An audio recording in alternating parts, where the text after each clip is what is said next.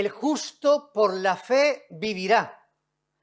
Palabras de Dios, por supuesto, palabras de Dios que Pablo recoge en Romanos capítulo 1, versículo 17, y que Pablo pudo entender gracias y gracia, la gracia de Dios, valga esta expresión, que el justo por la fe vivirá. Esta misma idea que es bíblica, que está en Romanos 1, 17, es la palabra de Dios que impregnó el corazón también de Lutero y que transformó Dios, nunca un hombre, que transformó toda Europa que vivía bajo, como diremos a continuación, y esto es un preámbulo, bajo la poderosa mano de un solo hombre que dominaba y reinaba, el Papa.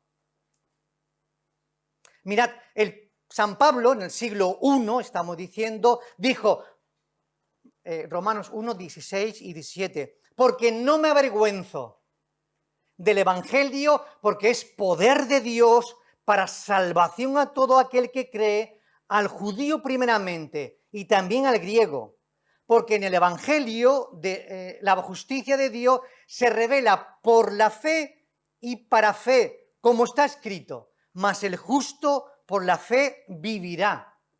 Qué interesante afirmación de Pablo al expresar en el siglo I esta convicción que venía de parte de Dios, y algo muy curioso, en el siglo III y IV, siglo I, Pablo, siglo III y IV, San Agustín de Hipona, famoso teólogo. Valga aquí también decir que Pablo para su tiempo era un gran teólogo y un gran filósofo, no olvidemos esto. Agustín, gran teólogo, gran filósofo, siglo III y IV. También San Agustín había entendido que la fe llevaba al hombre a la salvación. Y que el hombre, por la fe en Cristo, su Salvador, era justificado. Pero también mucho más tarde, Lutero, Martín Lutero, siglo XV, otro igual.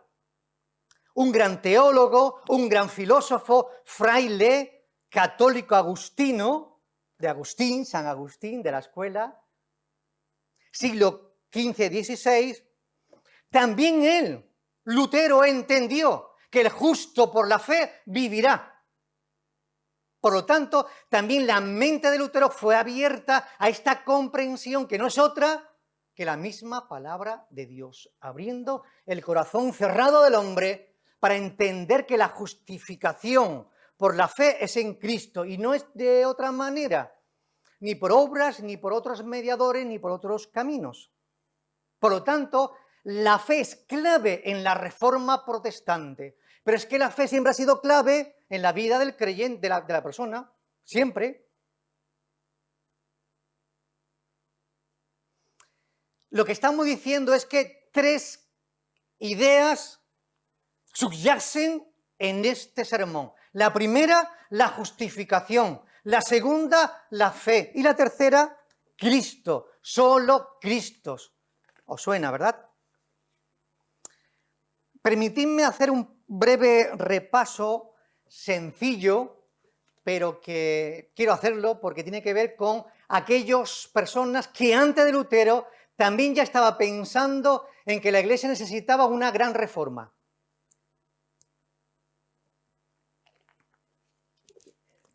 ¿Y de quién estamos hablando? Mirad. Esto no me anda a mí. ¿Me avisáis? Pop. Estamos hablando de los precursores, aquellos hombres que antes que Lutero, siglo XV, veían que la Iglesia, la única que había, que imperaba, que dominaba, porque habían otros que son los disidentes, grupos que estaban también muy presentes, ¿verdad? Pero la Iglesia que imperaba en Europa era única y una, bajo la cabeza del Papa. Pues hubo siempre ciertos sectores y ciertas personas que entendían que la Iglesia necesitaba ser reformada, un cambio desde adentro. Y nos encontramos con estos señores, que brevemente, hoy me falla a mí esto, pero yo soy muy paciente. Cuando me digáis, ¿ya? John Wycliffe, Inglaterra, siglo XIV. Este hombre nació en una granja de ovejas. Pedro Baldo, gracias. ¿Qué ha pasado aquí? Ay, gracias, ve. Los papeles, gracias. Ay, los papelicos. ¿Verdad? Pedro Baldo, Francia, muchas gracias, Yasmín. Siglo XII. En 1170, Baldo era un mercader muy rico y conocido en la ciudad de Lyon, Francia. Él fue conmovido porque algo ocurrió que no está muy claro, algo vio, me hace pensar en Pablo cuando Esteban, primer mártir, fue asesinado, pues también este hombre, algo le conmovió que ocurrió en su vida, que su estado espiritual fue alterado. Y lo primero que decidió fue leer la Biblia. O sea, antes no lo había leído y ahora comienza a leer la Biblia. Pero como solo existía la Vulgata latina, pues, y su latín era muy pobre, contrató a 2 académicos para que le pudieran traducir esta Biblia a su propio idioma. Luego, después de leer la Biblia, buscó un consejo espiritual. En aquel contexto, un sacerdote. Quien le dirigió la historia del joven rico. ¿Y sabéis lo que causó la historia del joven rico? Mercader y rico lo vendió todo, se lo dio a los pobres. Y decidió vivir completamente en la dependencia de Dios. Qué cosa más asombrosa, ¿verdad? Comenzó a predicar la Biblia en las calles de Lyon, especialmente a la gente pobre. Muchos se convirtieron a Cristo porque predicaba la fe en Jesús, cosa que la Iglesia Católica no hacía. Y para el año 1175 ya contaba con un grupo de seguidores, que también estos seguidores, ¿verdad?, pues intentaban predicar el Evangelio a otros. De hecho, se comenzó a llamar a este grupo que seguía a Baldo los pobres de Lyon. Al crecer el grupo y convertirse en un movimiento, se esparció por Francia y por otras partes de Europa y fueron llamados los valdenses, que posiblemente os sonará a alguno de vosotros, ¿verdad? Los valdenses.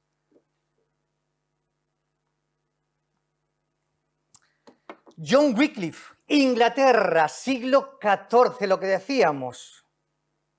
Nació en un lugar donde tenía una gran granja, ingresó a la Universidad de Oxford en 1346 y en pocos años este hombre destacó y se convirtió en un gran filósofo y teólogo de la institución de Oxford. De hecho, en 1374 se convirtió en el rector de la parroquia que estaba al lado. En este contexto, la Iglesia romana, con su papado, exigía a todos los demás, un apoyo financiero, pero John Wycliffe aconsejó que la Iglesia no diese ni un céntimo. Y él argumentó John Wycliffe, que la Iglesia de Roma ya tenía mucho dinero. Por lo tanto, ante Roma, él fue acusado por ciertos cargos, ya que se rebeló contra la autoridad papal. Pero Wycliffe estaba dispuesto a defender sus puntos de vista, aunque esto no le agradó a Roma. El asunto nunca tuvo consecuencias, pues había problemas en el interior de la Iglesia de Roma y la popularidad de Wycliffe en Inglaterra era muy grande. ¿Qué más hizo Wycliffe? Empezó a traducir la Biblia a su idioma, a su lengua, al inglés. Y más tarde fue condenado como hereje. Algo muy curioso es que 43 años después de su muerte, esto es histórico, los oficiales ingleses desterraron el cuerpo de este hombre y lo quemaron sus restos y lo arrojaron al río. Interesante cuestión, ¿verdad?, de este hombre. Hans Hus, actual República Checa, nació en el siglo XIV. Él nació en el reino de Bohemia, alrededor de 1369, de una familia pobre, y entró en el sacerdocio. Llegó a ser un reconocido predicador, ya tenía dotes para la predicación. Por lo tanto, comenzó a predicar sermones violentos contra el pecado del clero y de la iglesia imperante. Mientras Hus leía las Escrituras y veía a los papas de su época abusar de su poder, como siempre lo han hecho, concluyó que la autoridad papal no era la autoridad de la Escritura. Por lo tanto, el entendimiento que tenía este hombre estaba basado y centralizado en las Escrituras. Predicó en un lenguaje que el pueblo podía entenderlo en vez del latín, donde se hacía siempre las misas. Su alianza con John Wycliffe le llevó a ser también excomulgado de la Iglesia Católica, no podía hacer de otra manera, y ser juzgado como hereje, y ser condenado a la hoguera, 1415.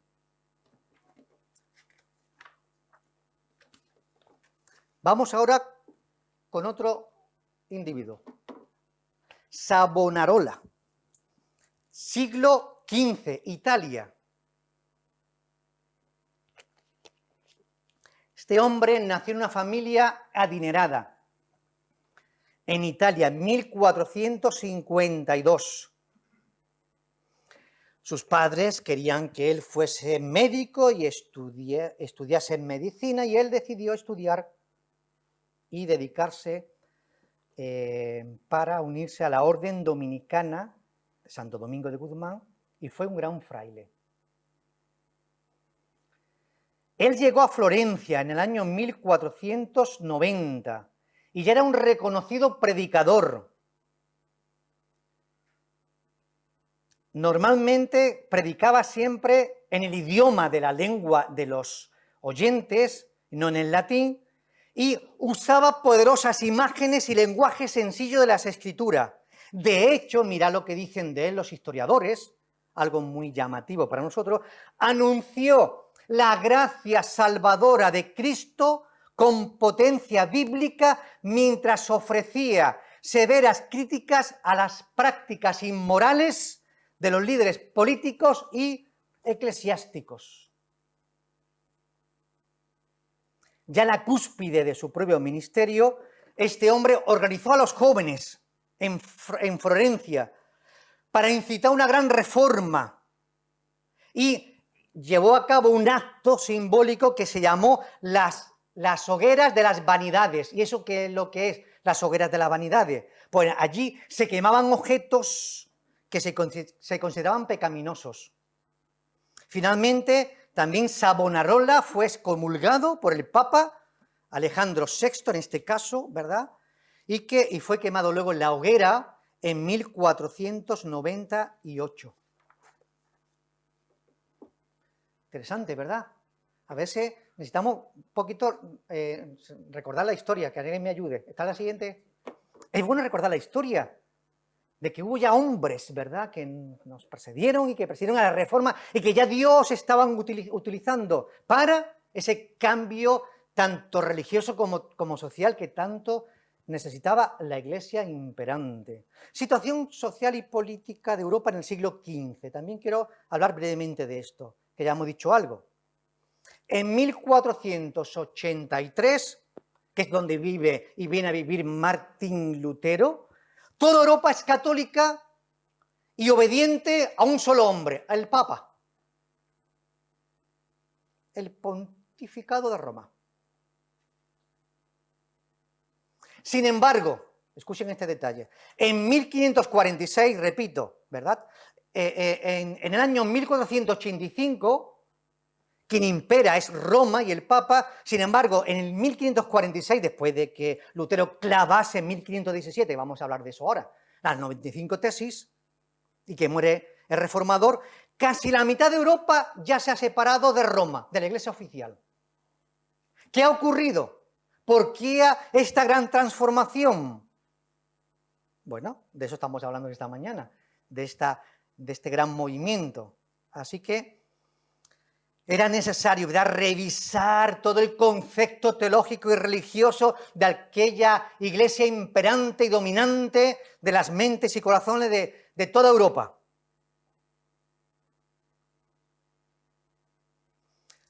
Y con Lutero ya se estaba vislumbrando, ¿verdad?, como testigo del Evangelio, pues que, repetimos la idea, que la justificación es por la fe en Cristo y no de otra manera, como la iglesia imperante había impuesto. Así que de allí nos saltamos ahora, ¿verdad?, a la vida y mensaje de Lutero. Vale. Mirad, la reforma protestante, con toda la reforma dentro de lo ocurrido, no puede entenderse sin la presencia, que os va a sonar completamente, sin la presencia de la centralidad de ¿quién? La palabra de Dios. Y no en latín, sino en la lengua vernácula. Estamos hablando de Alemania. Por eso Lutero tradujo la Biblia en el lenguaje que entendía la gente alemana. Esta era la centralidad. Y antes de la Reforma ya Lutero era un reconocido profesor de la Sagrada Escritura. Pero fue su encuentro con la Biblia la razón de su conversión. O fue Dios usando la Biblia, como sabéis también vamos a mencionar, que tomó el corazón de Lutero para que entendiese que el justo por la fe vivirá, que la justificación es por la fe en Cristo Jesús.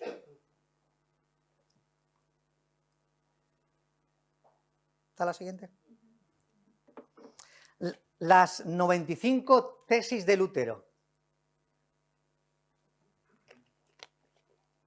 Mirad, sabemos que Martín Lutero en el año 31 de octubre de 1517 clavó sus 95 tesis en las puertas de la iglesia de Wittenberg.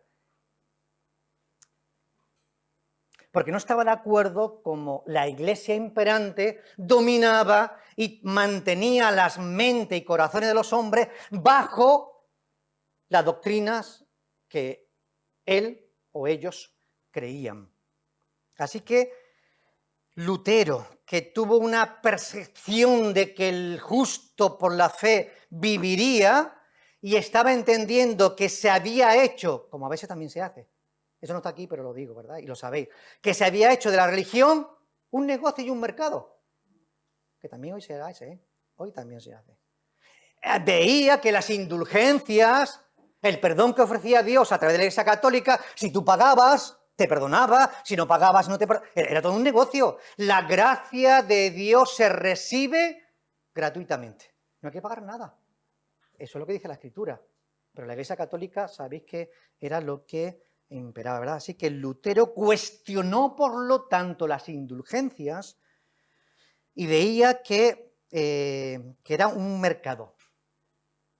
Perdón, vida y futuro, la Iglesia estaba negociando con los feligreses. ¿Y cómo podía Lutero vencer, verdad, a esta situación que se estaba dando en el siglo en Europa?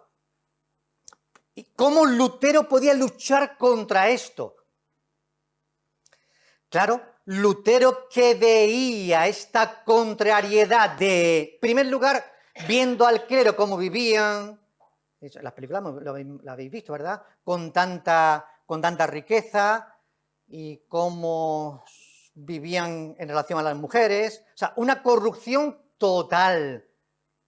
Lutero, que ve esto y también ve que las doctrinas, ¿verdad?, tienen las mentes entenebrecidas de los hombres y han entendido, gracias a la lectura. ¿Qué lectura? Lo hemos dicho antes y lo volvemos a repetir. Gracias al estudio en griego del Nuevo Testamento y concretamente de Romanos, la carta de Pablo, en Lutero se produce una transformación. Y Dios utilizó Romanos capítulo 1, versículo 16 y 17, para que Lutero comprendiera que el justo por la fe se salvará en Cristo. Y fue la transformación. Es muy interesante porque cuando uno ve la película, ve que era un profesor aventajado y enseñaba la escritura y no conocía, enseñaba la teología y no conocía la escritura. Y cuando conoció la escritura, se convirtió en un verdadero creyente, aunque era fraile, y era agustino y todo eso, y vino la transformación de su propia vida. Solo la palabra de Dios puede transformar el corazón del hombre que es receptivo a la presencia, ¿verdad?, y al toque inspirador del Espíritu Santo. Mirad, cuando Lutero es llamado por el príncipe ante un juicio, aquellas palabras que la habréis escuchado, yo siempre las repito, o por lo menos a mí me causan me encantan, ¿no? Son palabras que la habéis escuchado y que él las pronuncia cuando es juzgado y dice esto, que creo que está en pantalla, ¿verdad? Ahí está en pantalla, dice eso. Mi conciencia es juzgado, porque claro, está en contra de la Iglesia Católica. Está luchando. Él solo, un hombre luchando contra este gigante. Es contra un gigante. Él es un hombre significante, un fraile, agustino. Y luchando. Pero ¿quién está luchando aquí? David contra Goliat. Dios está detrás, cuidado. Nunca hagamos énfasis, no en el hombre. Es que Lutero Dios usó a Lutero para lo que Dios quiso usarlo. Pero quien estaba detrás de Lutero era Dios, trayendo la reforma para que los hombres y mujeres que tenían el corazón entenebrecido, las mentes entenebrecidas por la iglesia imperante, dominante, Dios los liberó y les dio la libertad en Cristo. Donde está el Espíritu, está la libertad y fueron libres. Pues vamos aquí. Mirad qué frase más elocuente de Lutero, cuando era juzgado. Era un juicio, toda regla. Mi conciencia, está en pantalla, mi conciencia es cautiva de la palabra de Dios. Me encanta. Si no se me demuestra por las Escrituras y por razones claras, no acepto la autoridad de papas y concilios, pues se contradicen. No puedo ni quiero retractar nada, porque ir contra la conciencia es tan peligroso como errado. Que Dios me ayude. Amén. Qué bonita, ¿verdad? Parece casi un texto bíblico. Fue inspirado, hermano. Yo creo que Dios inspiró a este hombre para que aquellas palabras le pudieran ayudar a luchar contra este gigante llamado Goliat. Y así fue. ¿Está en pantalla? La justificación por la fe, que es lo que estamos hablando, ¿verdad? O sea, la doctrina de Lutero se basa completamente en esta doctrina, la justificación por la fe en Cristo. No podemos olvidarla. Romanos, ¿verdad? 1:17, que ya hemos hecho mención de eso. En ese contexto, él encuentra el perdón y la salvación en Jesucristo. Él encuentra la liberación. Y él encuentra una promesa en la Escritura de la vida eterna, de la reconciliación. Él lo encuentra. Y se encuentra liberado y se encuentra lleno del Espíritu Santo para proseguir en esta gran lucha en la cual se encuentra. Él entiende que la justificación por la fe en Cristo, la repito muchas veces porque es clave, la justificación por la fe en Cristo Jesús. Él entiende que el ser humano solamente puede ser liberado cuando acepta y entiende esta gran doctrina neotestamentaria, bíblica y de Dios, cristocéntrica. El justo por la fe vivirá. El justo por la fe vivirá.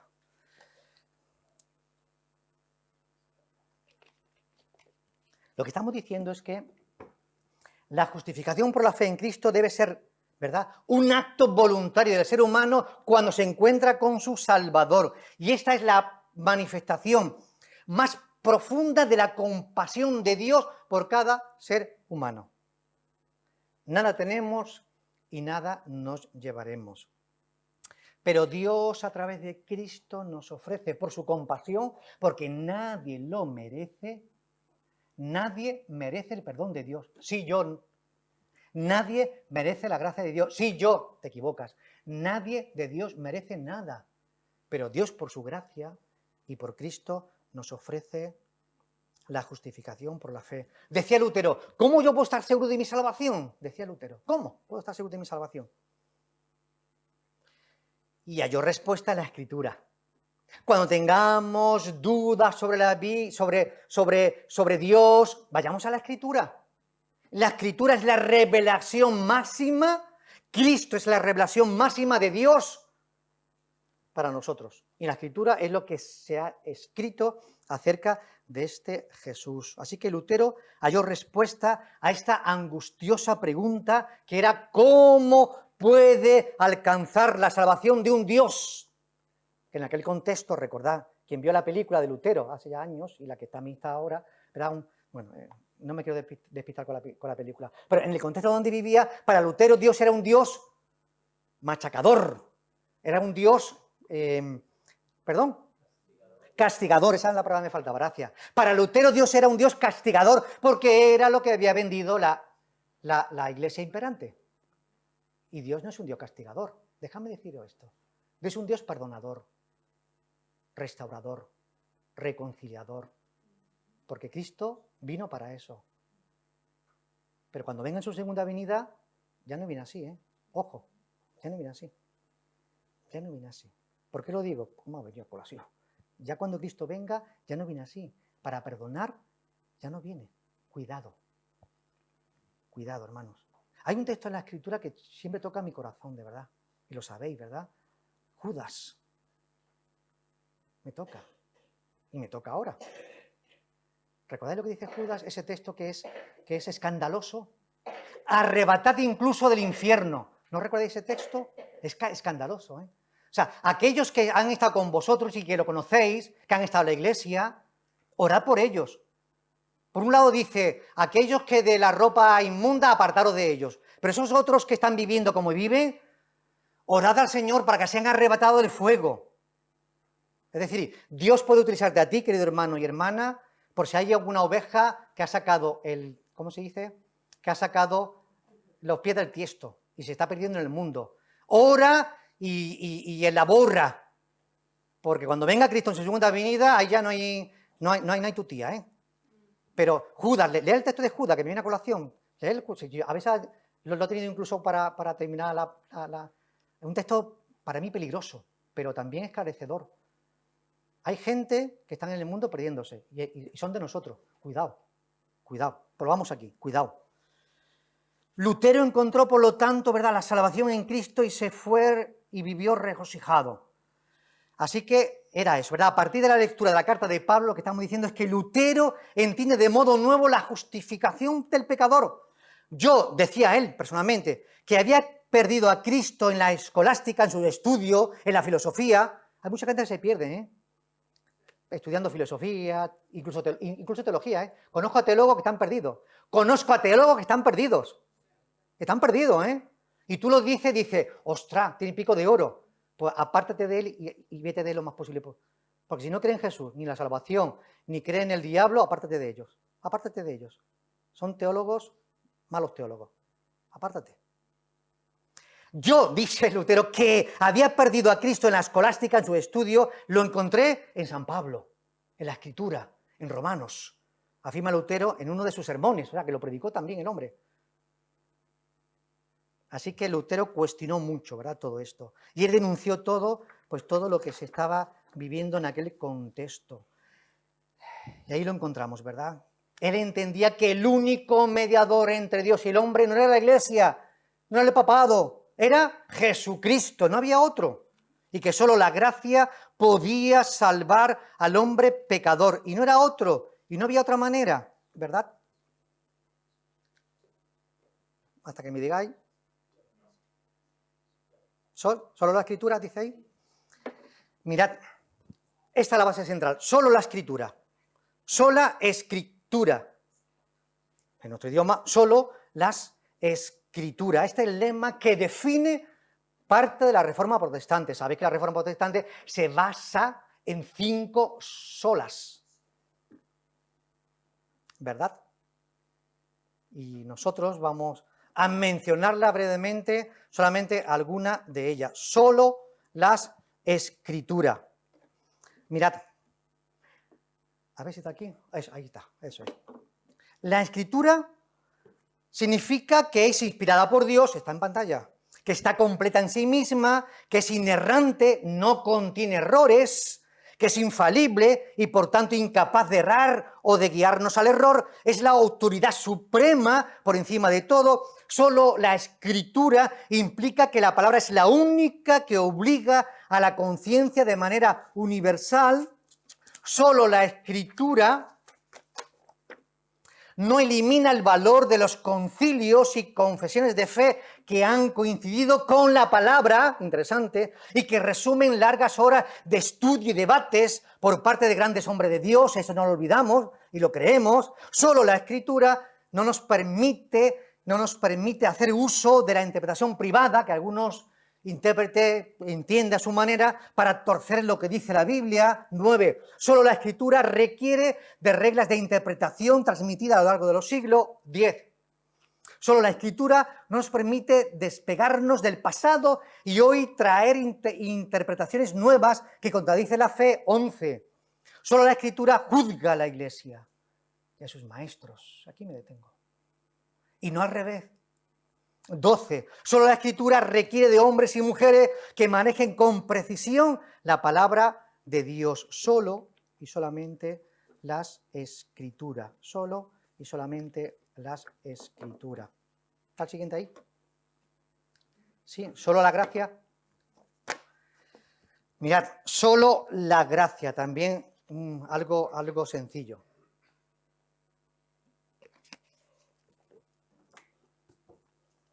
Tenemos que comprender que no somos salvos por quienes somos. Lo hemos dicho también antes con otras palabras. Los seres humanos no somos salvos por quienes somos, ni porque lo hacemos, sino por quién es Dios. Aquí está la centralidad y el enfoque de no el humanismo o no mirarse a sí mismo, sino mirando arriba, a la cruz, a Cristo. Y Dios es quien nos libera y no otro. ¿Está la siguiente? ¿Solo Cristo? Solo Cristo. Cristo es la figura central. Sin Cristo no hay salvación. Sin Cristo no hay redención. Sin Cristo no hay consumación de los tiempos. Ojo, y antes de Cristo, no sé por qué ¿cómo la gente se salvaba? Creyendo en Dios. Había que creer en Dios. Es que esto es muy interesante lo que viene a continuación ahora. ¿Y la gente del Antiguo Testamento cómo se salvaron? Hebreos 11, por la fe en Dios. Por la fe en Dios. Quien creía en Dios era salvado. No, como algunos creen, por practicar los 10 mandamientos. Por vivir como demanda el Antiguo Testamento. Jamás nadie ha conseguido la gracia de Dios por vivir a juntilla la palabra de Dios, porque nadie lo puede vivir. Un hombre vivió toda la palabra de Dios que se llama Jesucristo, hombre. Él la cumplió, tú y yo fallamos constantemente. Pero si fallamos, nos acercamos a Cristo, pedimos perdón y Él nos rescata. Repito, la salvación no es porque tú observe y practique la ley de Dios, porque nadie la puede observar y practicar. Ni el más justo, porque solamente justo hay uno que se llama Jesucristo, ¿verdad? Así que solo Cristo, la parte central. En aquel momento se salvaba creyendo en Dios y ahora la gente se salva creyendo en Cristo, que es la figura máxima de revelación de Dios, ¿verdad? Ya. Y aquí lo dejamos. 3 personajes que me llaman la atención: Pablo, San Agustín y Lutero. 3 personajes que llegan a la misma conclusión: el justo por la fe vivirá en Cristo. 4 personajes de la pre-reforma que ya veían que la iglesia necesitaba ser reformada. Y de eso ya hemos hablado. Es un resumen. Hemos mencionado varias solas de la reforma, que son 5. Yo no me he mencionado brevemente 2 de ellas, ¿verdad? Así que si en el siglo XV todo estaba dominado por la religión imperante bajo la cabeza de un hombre,